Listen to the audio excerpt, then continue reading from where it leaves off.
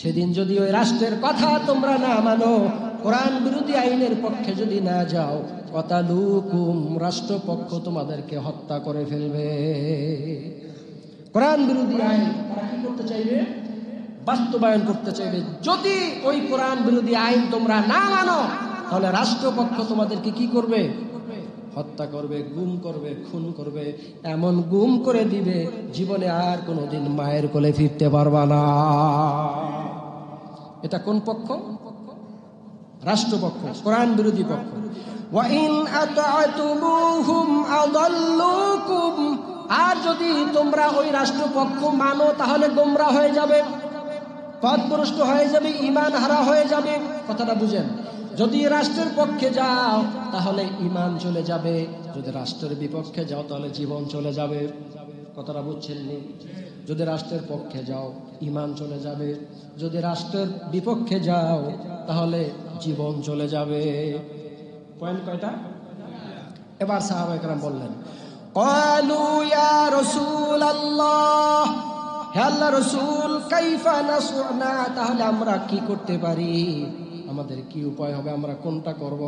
রাষ্ট্রের পক্ষে যাব না কোরআনের পক্ষে যাব? কোনটা করব আপনি বলে দেন। সাজেশন, নির্দেশনা কে দিচ্ছেন? আল্লাহ রাসূল দিচ্ছেন। কে দিচ্ছেন? আল্লাহ রাসূল দিচ্ছেন। আল্লাহ রাসূল সাল্লাল্লাহু আলাইহি ওয়াসাল্লাম বলছেন, ক্বালা কামা সানাআ আসহাবু ঈসা ইবনে মারইয়াম, তোমরা তেমন করবে যেমন করেছে মারইয়ামের পুত্র ঈসা। মারইয়ামের পুত্র ঈসা, নাসিরু বিল মানাশির। সানাআ আসহাবি ঈসা, মারইয়ামের পুত্র ঈসা বলেন নাই, আসহাব শব্দটা এসেছে ঈসার সাথীরা। ঈসার সাথীরা অর্থাৎ রাসূলের সাথীদেরকে বলা হয় সাহাবী, ঈসা আলাইহিস সালামের সাথীদেরকে বলা হয় হাওয়ারিয়্যিন। ঈসা আলাইহিস সালামের সাথীরা যেটা করছে তোমরা সেইটা করবে। কোনটা করবে? নাসিরু বিল মানাশির ওয়া হামিলু আলাল খাশাবি মাউতুন ফি তাআতিল্লাহ খায়র মিন হায়াতিন ফি মা'সিয়াতিল্লাহ। তোমরা যদি কোরআনের পক্ষে থাকো তাতেও জীবন যাবে, কোরআনের বিপক্ষে গেলে তাতেও জীবন যাবে। সেহেতু মরণ যেহেতু হবে, মরণটা যেন কোরআনের পক্ষেই হয়। সুবহান আল্লাহ। রাসূল কি বলছেন? রাষ্ট্র আর কোরআন কি হয়ে যাবে? আলাদা হয়ে যাবে। আর এই রাষ্ট্র কোরআন বিরোধী আইন পাশ করবে, আর এই রাষ্ট্রের কোরআন বিরোধী আইন যদি না মানো তাহলে জীবন চলে যাবে। আর যদি তুমি এর বিপক্ষে যাও তাহলে তোমার ঈমান চলে যাবে। সেহেতু মরণ তো একদিন হবেই। কোরআনের পক্ষে থাকলেও মরবে, বিপক্ষে গেলেও কি? তাহলে মরণ হোক কোন পথে? কোরআনের পথে। কোন পথে? কোরআনের পথে। কোরআন কি জিনিস?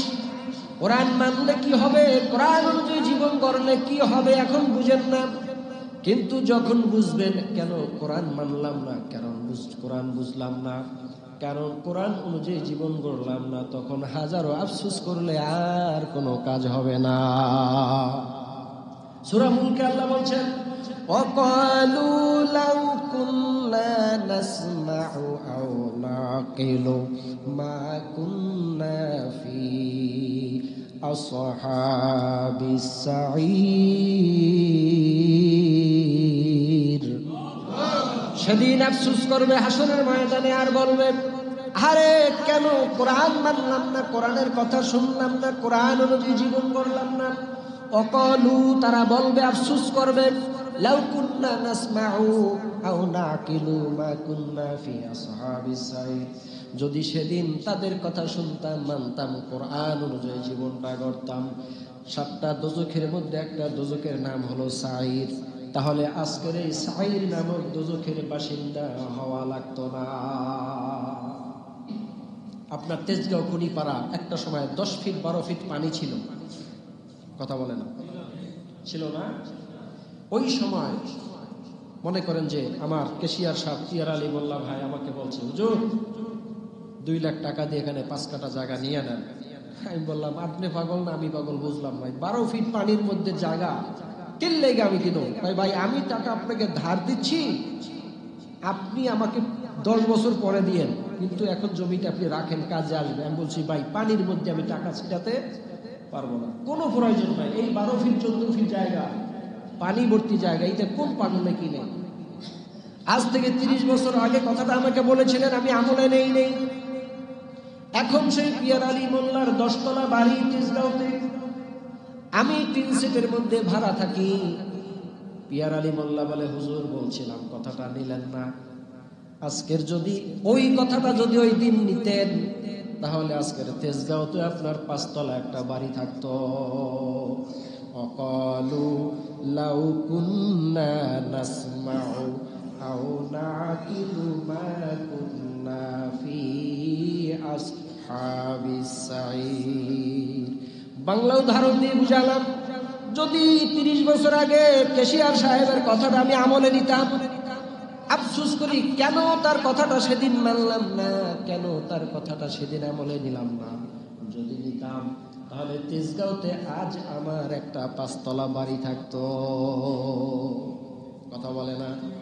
হাসরের দিন মানুষগুলো আফসোস করবে আর বলবে, কেন ওলামাদের কথা আমলে নিলাম না, কেন ওলামাদের কথা মানলাম না, শুনলাম না। যদি মানতাম তাহলে আজ এই জাহান্নামের বাসিন্দা হওয়া লাগতো না।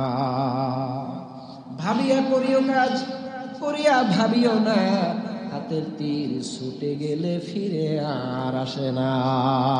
পড়ুন, আউযু বিল্লাহি মিনাশ শাইতানির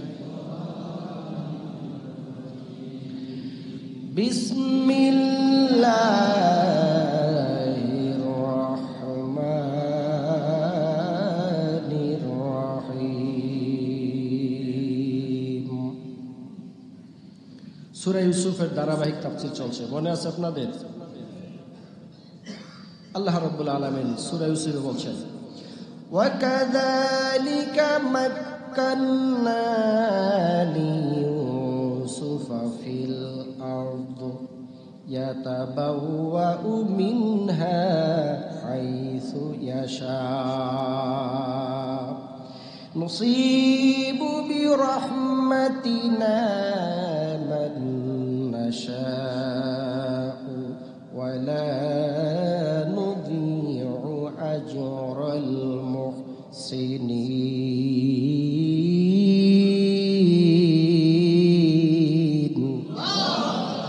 ইউসুফ আলাইহিস সালামকে কূপে ফেলে দিলেন ভাইয়েরা, মনে আছে?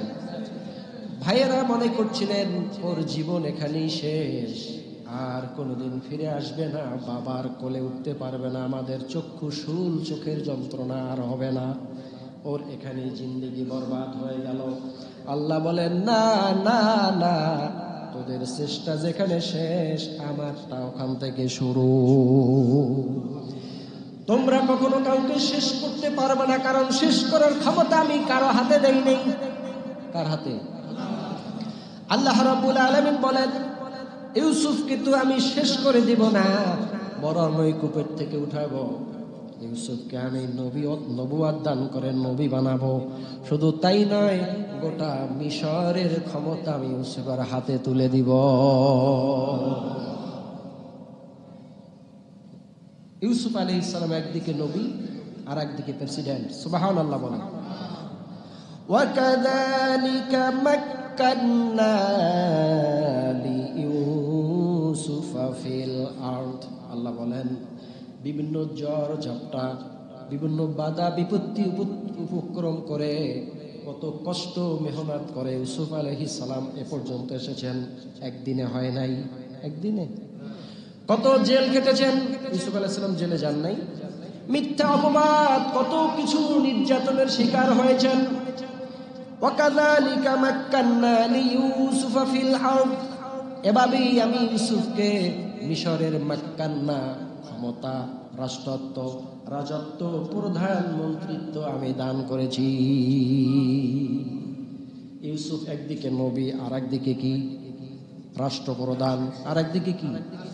হযরতে আদম আলাইহিস সালাম একদিকে নবী, আর একদিকে জমিনের খলিফা, দায়িত্বশীল। কথা বলে না?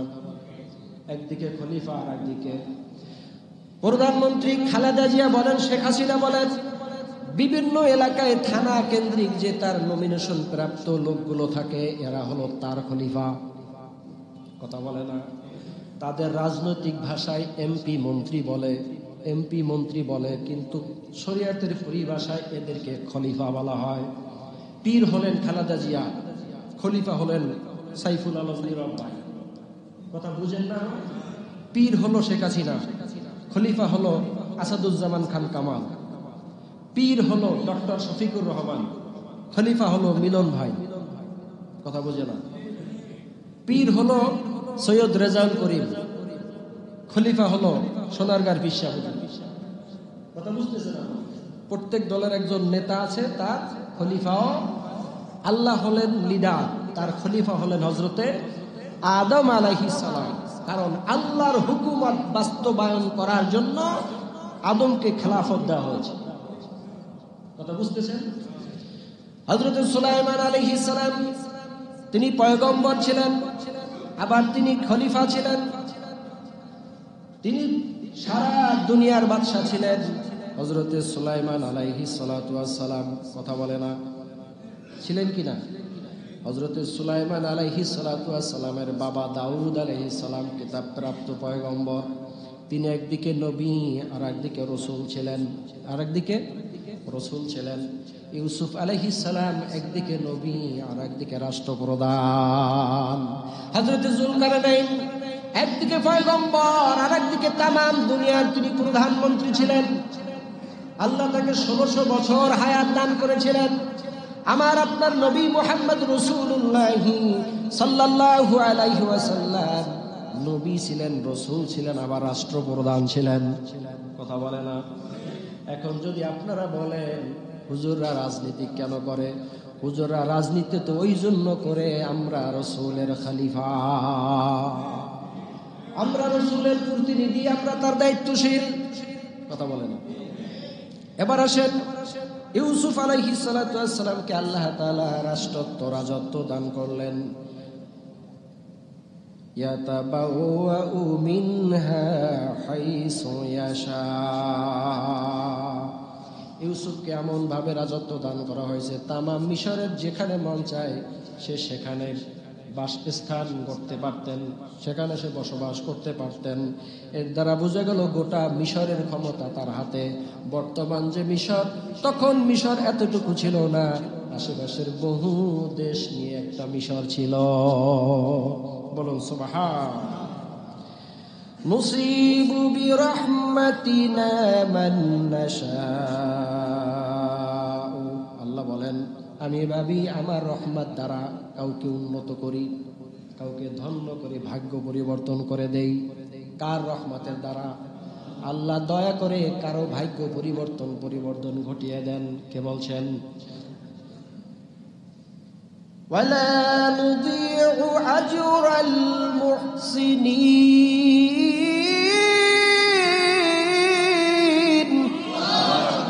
আল্লাহ বলেন, আমি কোন সৎকর্মশীলদের সৎকর্মের ফল নষ্ট করি না। যারা সৎ কাজ করে, ভালো কাজ করে, আমি আল্লাহ কখনো তার সৎকর্মের ফল নষ্ট করে দেই না, বরং পরিপূর্ণ মাত্রায় তার ফলাফল দিয়া দেই। বলুন সুবহান। সূরা আলী ইমরান এর 26 নম্বর আয়াতের মধ্যে আল্লাহ তাআলা বলছেন, কুলিল্লাহুম্মা মালিকাল মুলকি তুতিল মুলকা মান তাশা ওয়া তানজিউল মুলকা মিম্মান তাশা ওয়া তুইজ্জু মান তাশা ওয়া তুযিল্লু মান তাশা বিয়াদিকাল খায়র ইন্নাকা আলা কুল্লি শাইইন কাদির। গভীর মনোযোগ দেন। ওই দেশটা তখন ভালো হয়ে যাবে, ওই দেশটা তখন শান্তি আসবে, ওই দেশটার মানুষ তখন সুখে বসবাস করবে যখন দেশের পার্লামেন্টে কোরআন চলে আসবে। কারণ বান্দা সুখে থাকবে, শান্তিতে থাকবে, এটা সবচেয়ে ভালো কে বুঝেন?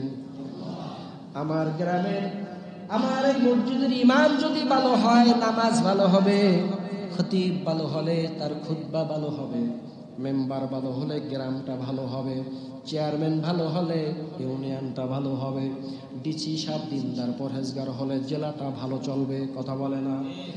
শিক্ষা প্রতিষ্ঠানের শিক্ষক ভালো মানের হলে স্কুলের রেজাল্ট ভালো হবে, ডাক্তার ভালো থাকলে চিকিৎসা সেবা ভালো হবে। কথা বলে না? এটা তো বুঝতে কষ্ট হয় নাই, এটা বুঝতে কষ্ট হয়েছে। তাহলে এটা বুঝতে কষ্ট হয় কেন? মন্ত্রী মিনিস্টার যদি সৎ চরিত্রের হয়, উত্তম চরিত্রের হয়, ভালো চরিত্রের হয়, তাহলে তাদের কর্মীগুলো, তার এরিয়াটাও ভালো হয়ে যাবে। রাজনীতি কাকে বলে? কোরআন থেকে সব কথাগুলো বলবো, গভীর মনোযোগ দিয়ে বুঝবেন। রাজনীতি হলো রাজার নীতি, শ্রেষ্ঠ নীতি। এটাকে রাজনীতি বলে, সর্বোচ্চ নীতি, সর্বোচ্চ আদর্শকে বলে রাজনীতি।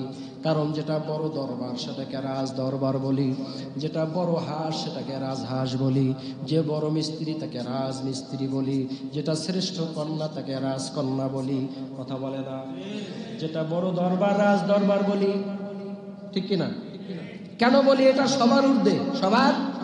তাহলে রাজনীতি এটা রাজার নীতি, এটাও তো শ্রেষ্ঠ নীতি হওয়া উচিত। রাজার নীতি কি পচা নীতি হওয়া উচিত?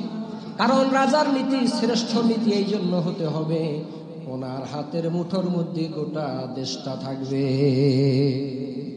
এই জন্য নীতিটা কি হওয়া উচিত? কি হওয়া উচিত? রসুল ছিলেন রাষ্ট্রপ্রধান, রসুলের চরিত্র সম্পর্কে, নীতি আদর্শ সম্পর্কে সূরা কলম আয়াত নাম্বার 4 আল্লাহ বলছেন, ওয়া ইন্নাকা লাআলা খুলুকিন আযীম।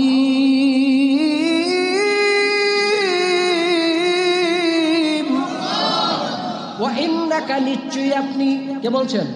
আল্লাহু আকবার। আল্লাহ তার হাবিবকে বলছেন, অতএব নিশ্চয়ই আপনি সর্বোচ্চ চরিত্রের অধিকারী। সুবহানাল্লাহ বলেন। সর্বোত্তম চরিত্রের অধিকারী হলেন আপনি, কারণ আমার নবীর চরিত্রে কোনো কলঙ্কের দাগ নাই। সুবহানাল্লাহ বলেন। আবু বকরের মতো একজন মানুষ যদি রাষ্ট্রপ্রধান থাকে, দেশটা কত সুন্দর চলে। আবু বকরের জামানায় হযরত ওমর ছিলেন প্রধান বিচারপতি। 2 বছর তিনি প্রধান বিচারপতির দায়িত্ব পালন শেষে সে বললেন, আমি আমার চাকরির ইস্তফা দিতে চাই। খলিফাতুল মুসলিমিন আবু বকর বললেন, ভাই ওমর, আমি কি কোনো ত্রুটি বিচ্যুতি করেছি, কোনো ভুল করেছি, কোনো অপরাধ করেছি নাকি, যার পরিপ্রেক্ষিতে আপনি আপনার চাকরি ইস্তফা দিবেন? প্রধান বিচারপতির পদ তামাশার পদ নয়। প্রধান বিচারপতি একটা বিশাল ধরনের পদ। কথা বলে না? এই পদটা আপনি ছেড়ে দিবেন কেন? বলে, কিসের চাকরি করব? 2টা বছর আমি প্রধান বিচারপতি, কিন্তু এখন পর্যন্ত আমার আদালতে একটা মামলাও আসে নাই। একটা মামলাও, একটা কেস আমার আদালতে আসে নাই। শুধু শুধু বসে থেকে রাষ্ট্রের ভাতা খাবো, এটা আমার বিবেকে বাধা দেয়। সুবহানাল্লাহ বলে। বরং তো 2টা বছরে কোনো মামলা, কোনো কেস তার আদালতে যায় নাই। কত সুন্দর ছিল তখন রাষ্ট্র পরিচালনা। কিসের মাধ্যমে করেছেন? কিসের মাধ্যমে? কোরআনের মাধ্যমে করেছেন। রাজনীতি খুব ভালো করে বুঝবেন। এখানে সবাই আমার মুসলিম, কোনো দল মত নির্বিশেষে কথা বলছি। মনে করেন না কোরআন চরমনের, কোরআন জামাত ইসলামের, কোরআন আওয়ামী লীগের, কোরআন বিএনপির অসম্ভব। কোরআন সকল মানুষের, হুদাল লিন্নাস। শুধু মুসলমানদের জন্য কোরআন নয়, কোরআন গোটা জাতির জন্য। কোন দলের কোরআন নয়। কোরআন যে মানবে, যে বুঝবে, যে অনুসরণ অনুকরণ করবে, ওই লোকটা সোনার মানুষ হয়ে যাবে। আমার বিএনপি ভাইরা, তারা বলতে পারবে না আমরা অমুসলিম, আমরা কোরআন মানি না। এটা বলতে পারবে? আওয়ামী লীগ বলতে পারবে, জামাত বলতে পারবে, চরমনাই বলতে পারবে, জাতীয় পার্টি পারবে? কেউ বলতে পারবে না, কারণ আমরা মুসলমান। আমরা কি? আমরা মুসলমান। আল্লাহু আকবার কাবীরা। আমি আজকের এই তাফসীরে আব্বাস দেখেছি, এত সুন্দর তাফসীর আমি কোথাও শুনি নাই, দেখিও নাই। সূরা কলমের 4 নম্বর আয়াতে যে রাসূলের চরিত্রের কথাটা বলেছেন, তাফসীরে আব্বাসের মধ্যে লিখেছেন, রাসূল হলেন আমাদের নেতা, আমাদের লিডার। তিনি রাষ্ট্রপ্রধান। তিনি কি? রাষ্ট্রপ্রধান, তার নীতি যেহেতু সুন্দর, মানুষটা সুন্দর, character is lost, everything is lost. যার চরিত্র নষ্ট, গোটা মানুষ নষ্ট। যার চরিত্র ভালো, সে কুচকুচে কালো হলেও মানুষটা ভালো। আল্লাহ রাসূলের চরিত্রের প্রশংসা কে করেছেন? উত্তম মানুষ। সৎ মানুষের সঙ্গে চললে মানুষ ভালো হয়। সৎ সঙ্গে স্বর্গবাস, অসৎ সঙ্গে সর্বনাশ। যার চরিত্রের মধ্যে কোনো কলঙ্ক নাই, এমন মানুষটার সঙ্গে চললে মানুষ ভালো হওয়ারই সম্ভাবনা। কথা বলে না? তাহলে রাসূলের চরিত্র সুন্দর, এমন নেতার সঙ্গে যে চলবে সেও সুন্দর হয়ে যাবে। অন্যদিকে তার উপর নাজিল হয়েছে কোরআন। কি কোরআনে কোনো মিথ্যা আছে? কোনো ভুল আছে? কোনো সন্দেহ আছে? এমন সুন্দর একটা মানুষকে দিক নির্দেশনামূলক যে গাইড দিয়েছেন, গাইড বুকের নাম কি? কোরআন। সেহেতু আল্লাহ রাসূল বলেছেন, খায়রুকুম মান তাআল্লামাল কুরআন ওয়া আল্লামা। রাসূল সুন্দর, তার সঙ্গে যারা থাকে তারাও সুন্দর, তার উপরে যে কিতাব এসেছে সেটাও সুন্দর। আর এই কিতাব যিনি পড়বেন, বুঝবেন, যে পড়াবেন, যারা পড়বেন, আল্লাহ রাসূল বললেন তারা হলো সর্বোত্তম মানব। এজন্য নেতা যদি ভালো হয়, কর্মী ভালো হবে। নেতা যদি ভালো হয়, কর্মী ভালো হয়। ওস্তাদ ভালো হলে ছাত্র ভালো, ডাক্তার ভালো হলে রোগী ভালো, গাছ ভালো হলে ফল ভালো, গাভীর দুধ ভালো হলে ঘিয়ের মানটাও ভালো। বুঝতে কষ্ট হচ্ছে আপনাদের? আল্লাহ বলছেন, কুলিল্লাহুম্মা মালিকাল মুলকি তুতিল মুলকা মান তাশা ওয়া তানজিউল মুলকা মিম্মান তাশা ওয়া তুইজ্জু মান তাশা ওয়া তুযিল্লু মান তাশা বিয়াদিকাল খায়র ইন্নাকা আলা কুল্লি শাইইন কাদির। আমার হাবিব আপনি বলুন, আল্লাহুম্মা, হে আল্লাহ, কুল আল্লাহুম্মা, কুলিল্লাহুম্মা। হে আমার হাবিব আপনি বলে দেন, হে আল্লাহ, মালিকাল মুলক, আপনি তো রাজত্বের মালিক। সুবহানাল্লাহ। আমার হাবিব আপনি বলেন, মালিকাল মুলক, আপনি তো রাজত্বের মালিক। বলুন, রাজত্বের মালিককে? কুল কায়নাতের রাজত্ব কার? আল্লাহর। এখানে একটু কথা ভালো করে বুঝে নেন। আব্রাহাম লিঙ্কন, উনি রাজত্বকে তিনটা সূত্রে ভাগ করেছেন। Government is the people, by the people, for the people. তাম দুনিয়াটাই তিনটা থিওরির উপরে রাজনীতি চলছে। কথা বলে না? আহারে মুসলমান, গেল জুমায় বলেছিলাম আব্রাহাম লিঙ্কনের চরিত্র বলতে কিছু নাই, অথচ আমার নবীর চরিত্রের উত্তম সার্টিফিকেট আল্লাহ কোরআনে দিয়েছেন। কথা বলে না? আব্রাহাম লিঙ্কনের থিওরি আমি মুসলমান হয়ে মানব কেন? ভারতের পার্লামেন্টে কোরআন দিয়ে কি বিচার হয়? আওয়াজ করেন না কেন? লন্ডনে, আমেরিকায়, রাশিয়ায়, ফ্রান্স, চীন, জার্মান, জাপান, কোথাও কোরআনের আইন চলে না। তারা কোরআন বিরোধী, তাদের মন গড়া আইন দিয়ে তারা দেশ চালায়। আমরা মুসলমান হয়ে আমাদের কোরআন কিতাব থাকতে কেন আব্রাহাম লিঙ্কনের থিওরি অনুযায়ী জীবন চালাবো? আমাদের তো কোরআন আছে, আমাদের তো সুন্নাত আছে। কথা বলে না? ঠিক কিনা বলেন? আল্লাহ রাসূল সাল্লাল্লাহু আলাইহি ওয়াসাল্লাম আমাদের জন্য দুটি বস্তু, দুটি জিনিস রেখে গেছেন, কিতাব আল্লাহ আর সুন্নাত। ঠিক কিনা? আব্রাহাম লিঙ্কনের থিওরি কয়টা? আল্লামা ইবনে খালদুন, বিশ্ববিখ্যাত দার্শনিক রাজনীতিবিদ, তার থিওরি তিনটা। তিনি বলেছেন রাজত্ব তিন প্রকার: মুলকে তবি তবেই, মুলকে সিয়াসি, মুলকে খেলাফত। কয়টা? মুলকে তবেই, মুলকে সিয়াসি, মুলকে খেলাফত। কয়টা? মুলকে তবেই হলো, ভালো করে বুঝবেন, মুলকে তবেই হলো ওই রাজা, ওই রাষ্ট্রপ্রধান তার নিজের মন মতো, মনে যা চায় তা আইন পাশ করে, যা মন চায়, যেমন মন চায় তেমন দেশ চালায়, যখন যেভাবে মন চায়। জনগণ দরকার হলে হলো, নইলে নাই। অর্থাৎ দিনকে রাত, রাতকে দিন, যেভাবে মন চায় সেভাবে দেশ চালায়। ইবনে খালদুনের ভাষায় এই সরকারকে স্বৈরাচার সরকার বলে। এই সরকারকে কি সরকার 2 নম্বর হলো মুলকে সিয়াসি, অর্থাৎ জনগণের দিকে তাকাইয়া, বৃহত্তর স্বার্থের দিকে তাকাইয়া কিছু আইন পাশ করা, অর্থাৎ জনগণ যেটা বলবে ওটাই। এটাকে বলে জনগণের পুতুল সরকার। এই সরকার কোরআনের সরকার না, ইসলামের সরকার না। জনগণ যদি বলে আমরা এখানে বিশাল বড় সিনেমা হল চাই, সরকার দিতে বাধ্য। জনগণ যদি বলে আমরা এই ব্রিজ চাই না, এখানে এটা চাই, সেটা দিতে বাধ্য। এটাকে বলে মুলকে সিয়াসি। আর 3 নাম্বার হলো মুলকে খেলাফত। মুলকে খেলাফত হলো আল্লাহ তাআলা আদমকে খেলাফত দিয়েছেন, আল্লাহ তাআলা নূহকে খেলাফত দিয়েছেন, আল্লাহ তাআলা দাউদকে খেলাফত দিয়েছেন, আল্লাহ তাআলা হযরত সুলাইমানকে খেলাফত দিয়েছেন, আল্লাহ তাআলা তার হাবিবকে খেলাফত দিয়েছেন। এই খেলাফতের থিওরি ধরে যারা দেশ পরিচালনা করবে, জনগণের কল্যাণ দুনিয়া এবং আখিরাত, শুধু দুনিয়া খেলাফত দেখে না, আখিরাতও দেখে। রব্বানা আতিনা ফিদ দুনিয়া হাসানাতাও ওয়া ফিল আখিরাতি হাসানা। দুইটা আছে। খেলাফত শুধু দুনিয়া দেখে না, খেলাফত আখিরাতও দেখবে, জনগণের কল্যাণের জন্য। যেই জনগণের কল্যাণ উনি যদি বলে এটা হবে, এটা হবে না, কোরআন সুন্নাহ রিসার্চ করে, গবেষণা করে জনগণের জন্য যেটা কল্যাণকর হবে ওটাই পার্লামেন্টে বাস্তবায়ন হবে। জনগণ কি বলল না এটা কোরআন দেখবে না, বরং প্রত্যেকটা জনগণকে কোরআনমুখী হতে হবে।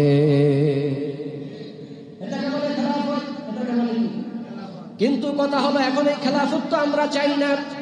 যদিও আমরা মুসলমান, মুখে দাড়ি নাই, নামাজ পড়ি না, নামে মাত্র মুসলমান, আমরা এই খেলাফত চাই না। কারণ হলো আমরা তো টেবিলের নিচের থেকে নিতে পারবো না খেলাফত হলে।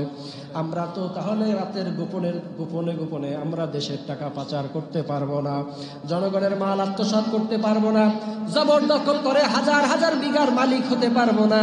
এজন্য আমরা খেলাফত চাই না। আপনার পায়ে আমি হাত রেখে বলছি, আপনি নেতা হবেন সকল জনগণের কল্যাণের জন্য, নিজে আঙুল ফুলে কলা গাছ হয়ে যাবেন আর মানুষ জনগণ না খেয়ে থাকবে, এমন নেতা ইসলাম কোনোদিন চায় না। আমরা যেই বাতি জ্বালাবো, বাতি মিটমিট করে জ্বলবে, সারা রাত আলোর মধ্যে থাকবো, ওই বাতি চাই না যেটা আধা ঘন্টা ধাপ করে জ্বলে নিভে যাবে, সারা রাত বন্ধ করে থাকবো, এ বাতি চাই না। বাতি মিটমিট করে জ্বলুক কিন্তু সারা রাত থাকুক, কথা বলে না। বাতি আবার মিটমিট করে জ্বলুক, সারা রাত জ্বলুক, এ বাতি আমি চাই। ওই বাতি চাই না যেটা 5 বছর ধাপ করে জ্বলবে এরপরে হারিয়ে যাবে, এই বাতি আমরা চাই না, কথা বলে না কেন? আমরা মুলকে তবাই চাই না, মুলকে সিয়াসি চাই না, আমরা সকল মুসলমান চাই মুলকে খেলাফত। মুলকে এখানে বিএনপি, আওয়ামী লীগ, জামাতের ভাইরা বলতে পারেন হুজুর এই যে চরমনের বয়ান করতেছেন, আস্তাগফিরুল্লাহিল আযীম, কোরআন চরমনের নয়। আপনি মুসলমান, আপনার আশা থাকা উচিত আমিও কোরআন অনুযায়ী জীবন গড়ব। আমার সাইফুল আলম নীরব ভাই, তিনি তেজগাঁয়ের ক্যান্ডিডেট, উনি মুসলমান কিনা বলেন, উনি নামাজ পড়েন কিনা বলেন, কথা বলেন না। উনি যদি চায় আমার জীবন পরিবর্তন করে আমি কোরআনের ছায়াতলে ছুটে এসে আমি কোরআন অনুযায়ী তেজগাঁও পরিচালনা করব, কোনো বাপের বেটার ক্ষমতা নাই এখানে হাত ঢুকাইয়া দিবে, ঠিক কিনা বলেন? এবার শুনুন, রাজত্ব হলো 3 প্রকার। একটা হলো মুলকে তবঈ, 2 নম্বরে হলো মুলকে সিয়াসি, 3 নাম্বার হলো মুলকে খেলাফত। Government is the people, by the people, for the people. আমরা কোনো টিপল চাই না, আমরা চাই কোরআন। কি চাই? কোরআন অনুযায়ী জীবন গড়লে লাভ, কোরআন অনুযায়ী বিচার ফাইসালা করলে কি আর না করলে কি।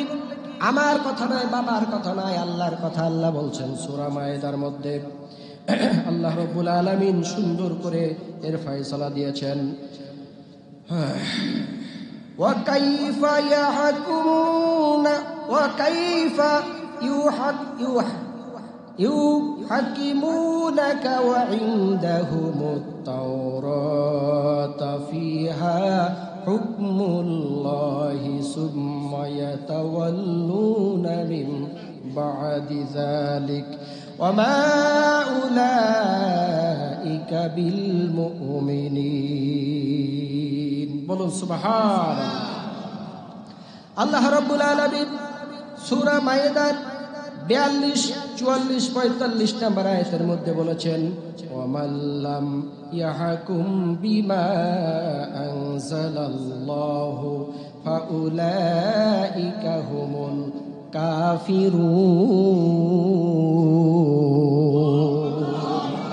আল্লাহ কত শক্ত কথা বলেছেন, ওয়ামাল্লাম ইয়াহকুম বিমা আনজালাল্লাহ, আমি আল্লাহ যে তোমাদের উপরে কোরআন নাজিল করেছি, এই নাজিল করা কিতাব অনুযায়ী যদি বিচার ফয়সালা না করো, এই নাজিলকৃত কিতাব দিয়ে যদি বিচার ফয়সালা না করো, ফাউলাইকা হুমুল কাফিরুন, আল্লাহ তাদেরকে কাফের ঘোষণা দিয়েছে। নাউজুবিল্লাহ বলেন। পরের আয়াতে আল্লাহ বলেছেন ওয়ামাল্লাম ইয়াহকুম বিমা আনজালাল্লাহু ফাউলাইকা হুমুয যালিমুন। আল্লাহ ওই ব্যক্তি যারা কোরআন অনুযায়ী বিচার ফয়সালা করে না তাদেরকে জালেম বলেছেন। কি বলেছেন? জালেম বলেছেন। অপর আয়াতে আল্লাহ বলেছেন ومن لم يحكم بما أنزل الله فأولئك هم الفاسقون। বলুন সুবহানাল্লাহ। যারা কোরআন অনুযায়ী বিচার ফয়সালা করে না আল্লাহ তাদেরকে ফাসিক বলেছেন, আল্লাহ তাদেরকে জালেম বলেছেন, আল্লাহ তাদেরকে কাফের বলেছেন। সূরা আরাফ এর 54 নম্বর আয়াতে আল্লাহ তাআলা বলেছেন ইন্না রাব্বাকুমুল্লাহুল্লাযী খালাকাস সামাওয়াতি ওয়াল আরদা ফি সিত্তাতি আইয়ামিন সুম্মা ইসতাওয়া আলাল আরশ ইউগশিল লাইলান নাহারা ইয়াতলুবুহু হাসীসান ওয়াশ-শামসা ওয়াল কমার والنجوم مسخرات بأمره ألا له الخلق والأمر الله أكبر تبارك الله رب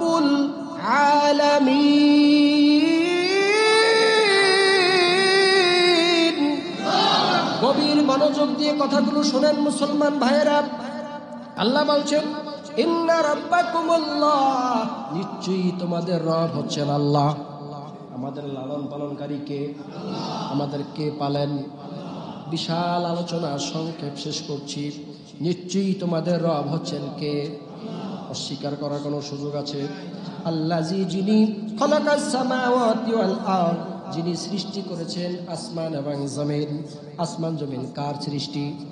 ফি সিত্তাতি আইয়াম, 6 দিনে এগুলো সৃষ্টি করেছেন আল্লাহ তাআলা। সুম্মা ইসতাওয়া আলাল আরশ, এরপরে আল্লাহ অবস্থান করেছেন আরশে আজিমে। কোথায়? খুব বুঝবেন। ইয়াগুশিল লাইলান নাহারা ইয়াতলুবুহু হাসীসা, এরপরে আল্লাহ তাআলা দিনকে রাতের দ্বারা, রাতকে দিনের দ্বারা ঢেকে দেন। খুব দ্রুত গতিতে, খুব দ্রুত গতিতে আল্লাহ তাআলা দিনকে রাতের দ্বারা ঢেকে দেন, রাতকে দিনের দ্বারা আল্লাহ পরিবর্তন করে দেন। ওয়াশ-শামসা ওয়াল কমারা ওয়ান নুজুমা মুসাখখারাতিন বিআমরি, সূর্য বলো, চন্দ্র বলো, আর তারকা রাজি নক্ষত্র যা কিছু বলো, সবগুলো আমার আওতাধীন, আমার আনুগত্য। আমি যা বলি তারা সবই আমার হুকুম মানতে বাধ্য। বলুন সুবহানাল্লাহ। আসমান সৃষ্টি কার? জমিন, সূর্য, চন্দ্র, তারকা, পাহাড়, পর্বত। খালি আমরা না, আমরা আল্লাহর সৃষ্টি। আওয়াজ করে বলুন, আমরা কার সৃষ্টি? আসমান বানানো সহজ না একটা 3.5 মানুষ বানানো সহজ? কোনটা বানানো সহজ? মানুষ বানানো সহজ। মানুষ বানানো। আসমানে কোনো খুঁটি আছে? কোনো রশি আছে? কোনো রশি নাই, কোনো খুঁটি নাই, কিন্তু হুকুম মানছে কার? সূর্য কখনো উত্তর থেকে দক্ষিণে গেছে, দক্ষিণ থেকে উত্তরে গেছে, পূর্ব পশ্চিমে আপ ডাউন করছে, হুকুম কার? সময় মতো রাত হচ্ছে, দিন হচ্ছে, আপ ডাউন হচ্ছে, কার নির্দেশ? আল্লাহ বুঝাতে চাচ্ছেন, রে মানুষ, চাঁদ সূর্য আসমান জমিন সব আমার হুকুমের গোলাম, আমার হুকুম মতো চলে, কখনো আমার হুকুম লঙ্ঘন করে না। এগুলো আমি মহব্বত করে আদর করে বানাই নাই, বানাইছি তো তোদেরকে বানাইছি, তোদেরকে বড় আদর করে মহব্বত করে সৃষ্টি করেছি। সেহেতু তোরা যখন আমার সৃষ্টি, আলাহুল খলকল আমর, সেহেতু আমার সৃষ্টি হলে তোদের উপর হুকুমটাও চলবে আমার। তোদের উপর হুকুম চলবে কার? আমার, মানে কার? আল্লাহর। সৃষ্টি যার, আইন তার, সৃষ্টি যার। সূর্য সৃষ্টি আল্লাহর, সূর্যের উপর হুকুম কার? আসমান সৃষ্টি কার? হুকুম কার? তারকারাজি সৃষ্টি কার? হুকুম কার? আমরা সৃষ্টি কার? হুকুম চলবে আব্রাহাম লিঙ্কনের। কথা বুঝেন না? হুকুম চলবে কার? আল্লাহর। যদি চন্দ্র সূর্য আল্লাহর হুকুম না মানত, চন্দ্র সূর্য স্থির থাকতে পারত না, তছনছ হয়ে যেত। ঠিক কিনা বলেন? আল্লাহ বলেন আলা লাহুল খলকল আমর, সৃষ্টি যার, আইন চলবে। তাবারাকাল্লাহু রাব্বুল আলামিন। তাবারাকাল্লাহ, বরকতময় আল্লাহ। বরকত কার হাতে? রব্বুল আলামিন, যিনি কুল কায়নাতের রব। মসজিদ, মাদ্রাসা, বিভিন্ন দরবারে আমরা যেখানে যাই ওখানে খাবার খাওয়ানো হয়, ওটাকে তাবারক বলি। কি বলি? বিয়ার বাড়ির খাওয়ানো কেউ তাবারক কইছি দি, কারণ ওখানে আল্লাহর গুণগান হয় না। বিয়া বাড়িতে জিকির আজকার হয়, বুঝি? বিয়া বাড়িতে জিকির আজকার হয়, বিয়া বাড়ির খাওয়ান কিন্তু তাবারক বলে না। মসজিদের, মাদ্রাসার, দরবারের তাবারককে তাবারক কেন বলে? তাবারক বরকত থেকে, এখানে আল্লাহর গুণগান হয়, জিকির আজকার হয়, কথা বলে না। এই জন্য এই খাবারটাকে তাবারক বলে থাকি আমরা। ঠিক কিনা বলেন? তাবারাকাল্লাহু রব্বুল আলামিন, কুল কায়নাতের যিনি রব, তিনি হলেন বরকতময়। বলুন সুবহান। আল্লাযীনা ইম্মাক্কান্নাহুম ফিল আরদ আকামুস সালাহ ওয়া আতাউজ যাকাতা ওয়া আমারু বিল মা'রুফি ওয়া নাহাউ আনিল মুনকার ওয়ালিল্লাহি আকিবাতুল উমুর।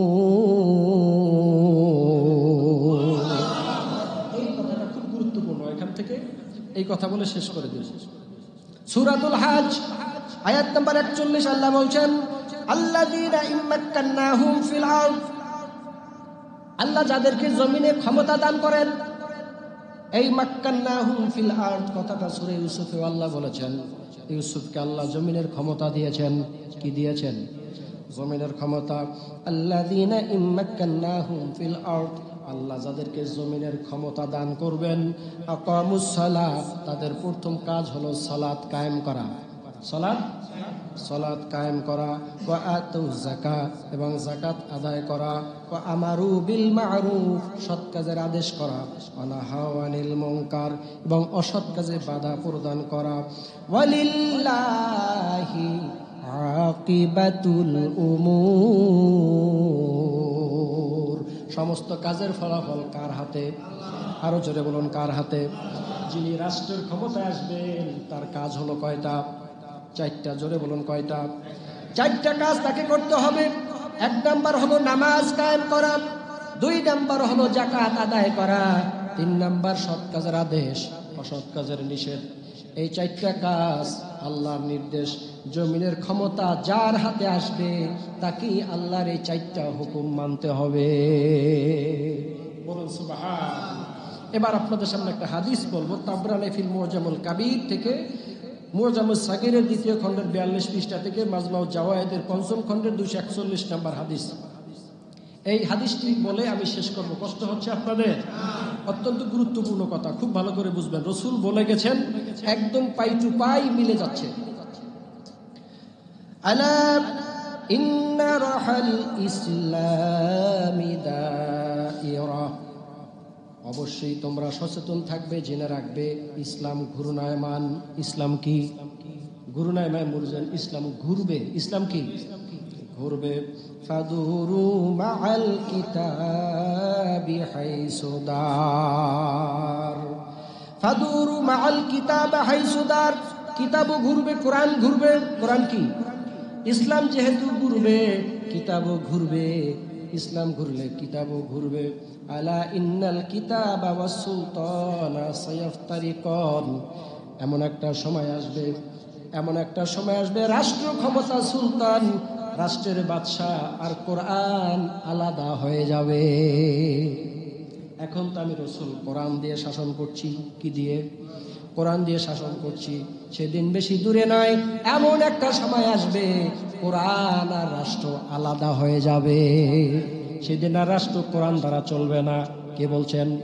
আল্লাহ রসুল বলছেন। কে বলছেন? খুব খুব বুঝবেন। সেদিন আর কোরআন রাষ্ট্রের পক্ষে থাকবে না, কোরআন এক পক্ষ হয়ে যাবে, রাষ্ট্র আলাদা পক্ষ হয়ে যাবে। অর্থাৎ কোরআন আর রাষ্ট্র এক থাকবে না, দুইটা পক্ষ হয়ে যাবে। আলা ইন্নাহু সায়াকুনু আলাইকুম আমরা ইয়াকুদুনা লিআনফুসিহিম মা লা ইয়াকুদুনা লাকুম। ওই রাষ্ট্র তোমাদের উপরে কোরআন বিরোধী শাসন, তোমাদের উপরে কোরআন বিরোধী শাসন প্রতিষ্ঠা করবে। যেই রাষ্ট্র কোরআন থেকে জুদা হয়ে গেছে, ওই রাষ্ট্র প্রধান, ওই রাষ্ট্র, ওই শাসক তোমাদের উপরে কোরআন বিরোধী আইন বাস্তবায়ন করতে চাইবে। কথা বলে না? কোরআন বিরোধী আইন বাস্তবায়ন করবে। ইন আসাইতুমুহুম কাতালুকুম। সুবহানাল্লাহ। সেদিন যদি ওই রাষ্ট্রের কথা তোমরা না মানো, কোরআন বিরোধী আইনের পক্ষে যদি না যাও, কাতালুকুম, রাষ্ট্রপক্ষ তোমাদেরকে হত্যা করে ফেলবে। কোরআন বিরোধী আইন তারা কি করতে চাইবে? বাস্তবায়ন করতে চাইবে। যদি ওই কোরআন বিরোধী আইন তোমরা না মানো, তাহলে রাষ্ট্রপক্ষ তোমাদেরকে কি করবে? হত্যা করবে, গুম করবে, খুন করবে। এমন গুম করে দিবে, জীবনে আর কোনোদিন মায়ের কোলে ফিরতে পারবা না। এটা কোন পক্ষ? রাষ্ট্রপক্ষ, কোরআন বিরোধী পক্ষ। ওয়া ইন আতা'তুমুহুম আদাল্লুকুম। আর যদি তোমরা ওই রাষ্ট্রপক্ষ মানো, তাহলে গোমরা হয়ে যাবে, পথভ্রষ্ট হয়ে যাবে, ঈমান হারা হয়ে যাবে। কথাটা বুঝেন। যদি রাষ্ট্রের পক্ষে যাও তাহলে ঈমান চলে যাবে, যদি রাষ্ট্রের বিপক্ষে যাও তাহলে জীবন চলে যাবে। কথাটা বুঝছেননি? যদি রাষ্ট্রের পক্ষে যাও ঈমান চলে যাবে, যদি রাষ্ট্রের বিপক্ষে যাও তাহলে জীবন চলে যাবে। পয়েন্ট কয়টা? এবার সাহাবায়ে কেরাম বললেন, ক্বালু ইয়া রাসূলুল্লাহ, হে আল্লাহর রাসূল, কাইফা নাসনা, তাহলে আমরা কি করতে পারি?